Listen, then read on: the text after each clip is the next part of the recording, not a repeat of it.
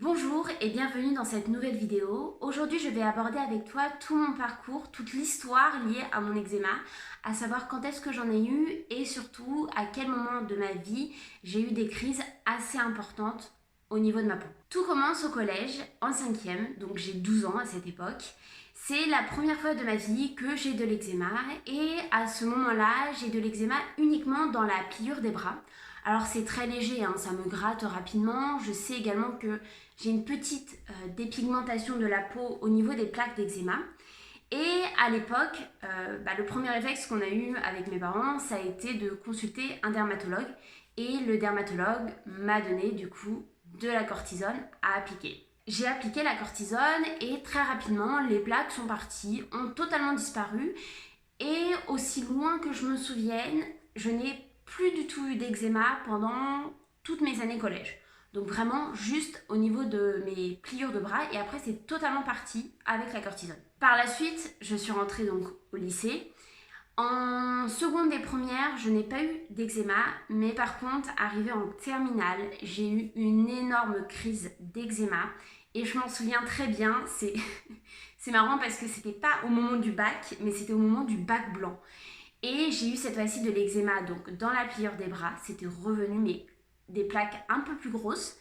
Et surtout, j'en ai eu sur tout le visage et dans le cou.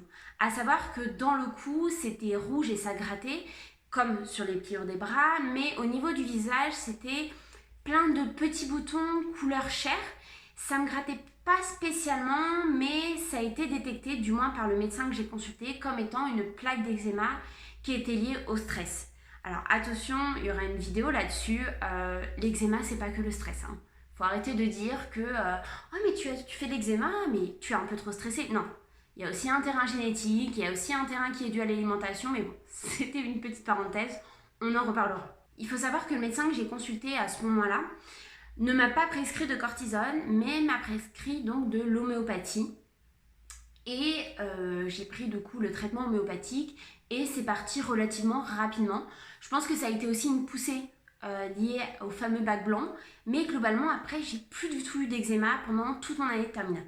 Donc j'obtiens mon bac, je rentre maintenant en fac et pendant toute ma période de licence, je n'ai pas eu du tout d'eczéma, mais en revanche j'ai eu une hygiène de vie mais déplorable.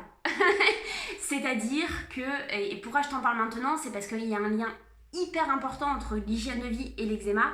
Mais ça, c'est un sujet sur lequel j'ai envie de consacrer toute une vidéo, donc je t'en parle rapidement maintenant, mais il y aura vraiment une vidéo sur ce sujet-là. Mais globalement, j'arrive en fac, j'arrête totalement le sport, je commence à sortir tout le temps. Je mange ultra transformé, je mange fast food, etc. Bref. Et je prends également la pilule pour la première fois. Bref, j'ai donné beaucoup trop d'informations, je pense, à mon petit organisme. Et donc du coup, il me l'a fait payer 3 ans après, je pense. Du coup, je rentre en première année de master et là, je commence à avoir de l'eczéma, cette fois-ci, sur les mains. Mais alors, c'est marrant parce que j'ai jamais eu d'eczéma dans la paume des mains, mais toujours à l'extérieur des mains. Et c'était sous forme de déshydrose. Vous savez, c'est plein de petits boutons qui, en fait, quand vous les percez, quand vous les grattez, en fait, on a l'impression que c'est de l'eau qui en sort. Et c'est une forme d'eczéma.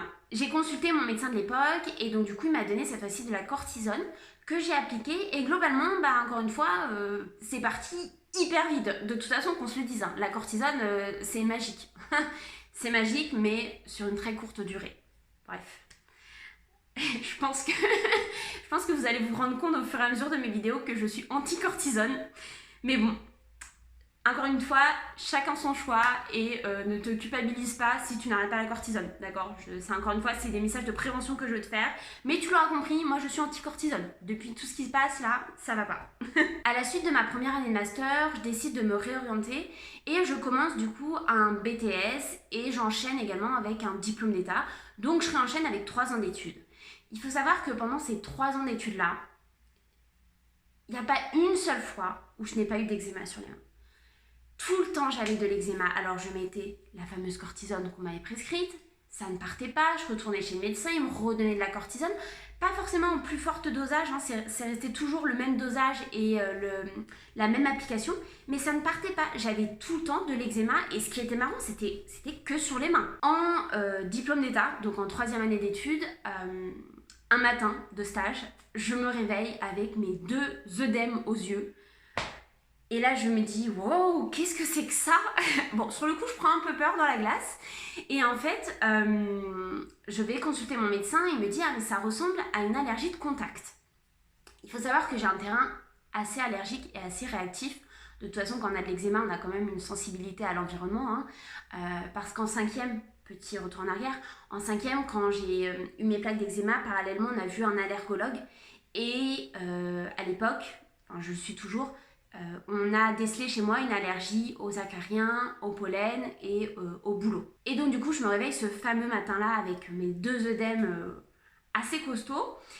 Donc je décide de retourner voir mon allergologue et effectivement, il me fait faire, vous savez, des patch tests dans le dos. Donc en fait, pendant 2 jours, vous ressemblez à une calculatrice dans votre dos. On vous fait plein de petits points et on vous met plein de petits réactifs finalement.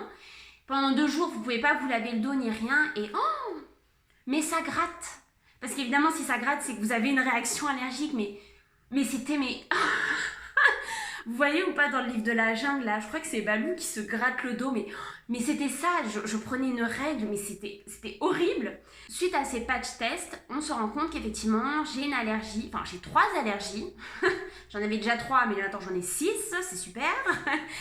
Et cette fois-ci, j'ai une allergie donc au parfum, au nickel et au chrome. Tout de suite, ça fait tilt dans ma tête, je me dis, bah c'est génial, le parfum, c'est dans le savon que j'utilise, donc c'est pour ça que je fais une réaction allergique au niveau des mains. Même si je trouvais ça un peu bizarre parce que si le savon que j'utilise pour me laver les mains et pour me laver le corps, il y a du parfum, pourquoi j'ai pas d'eczéma sur les autres parties de mon corps? À ce moment-là, grand nettoyage de printemps, donc je supprime tout qui est à base de parfum. Et je prends la décision d'arrêter de me maquiller, En fait, je n'utilise pratiquement plus aucun produit cosmétique. Très honnêtement, je reviens un peu à l'état sauvage de l'humain. C'est-à-dire que je n'utilise rien, du savon pour me laver et basta. Je crois même que j'arrête la crème hydratante, etc. Parce qu'en fait, j'avais peur de refaire une réaction allergique. Concernant mes mains, j'achète des gants exprès pour faire la vaisselle, pour faire le ménage, etc. Mais en fait, l'eczéma ne part pas. C'est-à-dire que moi qui pensais que c'était le parfum qui était la source de mon eczéma de contact sur les mains, ne part pas. Donc, que fait Clémentine? Elle continue la cortisone. Donc, je continue l'application de cortisone. Ce qui est assez fou quand même, c'est que je vais quand même voir mon médecin traitant et à chaque fois, je lui demande un renouvellement d'ordonnance. Il check vite fait, il dit « Ah oui, c'est vrai, t'as de la cortisone. Tu as de l'eczéma. Donc, voilà, je te redonne ta cortisone, tu te l'appliques comme d'hab. » C'était devenu ma crème hydratante des mains en fait. C'est dingue. Une fois mes études terminées, je décide quand même de me pencher sur cette fameuse question de pourquoi en appliquant de la cortisone, mon eczéma ne part pas et est toujours constant. Et là, je découvre le fameux RSS, donc le Red Skin Syndrome, syndrome de la peau rouge. Et en fait, je comprends très rapidement que au plus j'applique de la cortisone, au plus ma peau va créer de l'eczéma, va me sortir de l'eczéma pour avoir sa dose de cortisone. Donc, je me suis dit à un moment, mais en fait, est-ce que j'ai encore de l'eczéma ou est-ce que c'est juste finalement ce symptôme de dépendance qui me crée de l'eczéma? Donc, si ça se trouve, j'ai plus du tout une peau eczéma. Vu que je faisais de l'eczéma de contact et que j'ai supprimé toutes les sortes d'allergènes de contact, peut-être qu'en fait, c'est juste le problème, c'est la cortisone. Donc, je termine mes études, j'enchaîne très rapidement par un poste en tant qu'enseignante dans un lycée. Et en fait, à ce moment-là, et ça ce sera l'objet de la prochaine vidéo, je décide de me lancer et de faire le fameux sevrage de la cortisone. Honnêtement, je sais pas pourquoi j'ai fait à cette période-là. C'était un taf que je ne connaissais pas, je me suis mise dans des situations de stress pas possible et en plus je me mets en difficulté parce que je décide de me lancer dans ce sevrage à ce moment-là. Mais bon, je pense que c'était le bon moment pour moi de le faire. Et de toute façon, au plus tôt on le fait, au mieux c'est. De toute façon, on sait qu'on va en souffrir et que ça va être compliqué. Mais bref, je ne vais pas te spoil la prochaine vidéo. Je pense que la prochaine vidéo donc sur le sevrage sera longue, mais c'est vraiment le cœur de cette chaîne avant tout. Également, je te partagerai des photos de mon sevrage qui sont, bon, tu le verras, pas très belles à voir, mais je pense que c'est important de les montrer. En tout cas, je te souhaite une bonne journée. Si actuellement tu fais de l'eczéma ou si tu es actuellement en plein sevrage, bon courage à toi. Vraiment, bon courage à toi. On est une team. Je t'envoie toute ma force. Et encore une fois, n'hésite pas à me contacter si tu veux qu'on échange. Je suis là pour ça. Merci beaucoup à tous ceux qui se sont d'ailleurs abonnés, à tous ceux qui ont liké les vidéos sur les différents réseaux sociaux, sur Instagram, sur YouTube, à ceux qui ont partagé sur les réseaux sociaux. Vous êtes top parce qu'au plus le message passe, au mieux c'est. Donc merci beaucoup. Courage à tout le monde et bonne journée. Ciao!